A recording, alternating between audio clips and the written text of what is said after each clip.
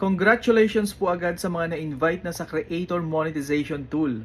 Napakaganda guys ng kitaan sa bagong tool na ito at sana ay ma-invite na din po kayo. Ang coverage ng tool na ito ay Reels, Photos and Text Post at yung long form videos or in-stream ads.